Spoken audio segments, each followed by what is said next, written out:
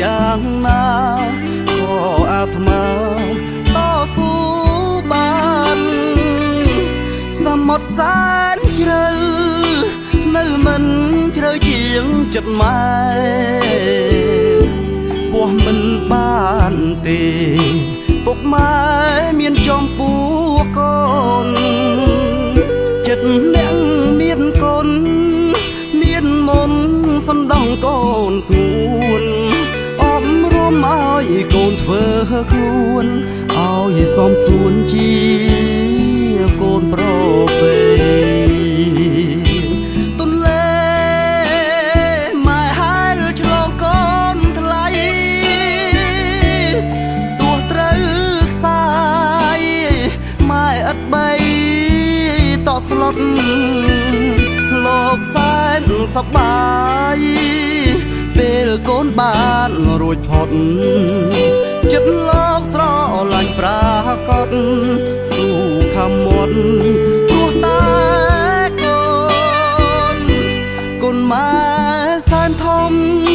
រកអ្វីប្រៀបផ្ទឹមពុំបាន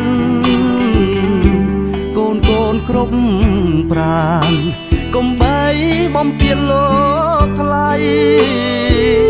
ត្រូវថែរក្សាចិញ្ចឹមលោកពុកអ្នកម្ដាយទោះមានឬក៏ក្រក្ដីកូនប្រុសស្រីត្រូវស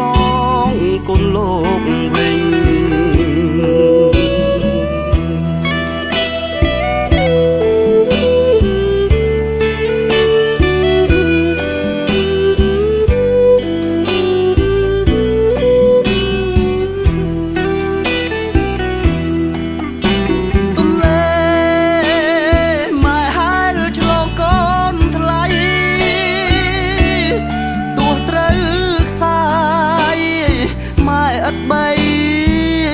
ស្លុត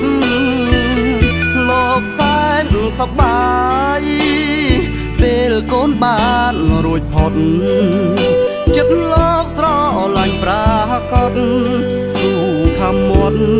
ព្រោះតែកូនម៉ែសែនធំរកអ្វីប្រៀបផ្ទឹមពុំបានកូនគ្រប់ប្រាណកុំបីបំពេញលោកថ្លៃត្រូវថែរក្សាចិញ្ចឹម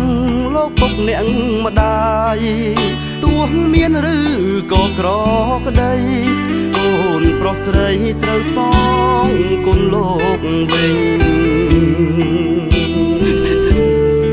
ពុកម៉ែកូនមិនអាចបំភ្លេចគុណពុកម៉ែបាន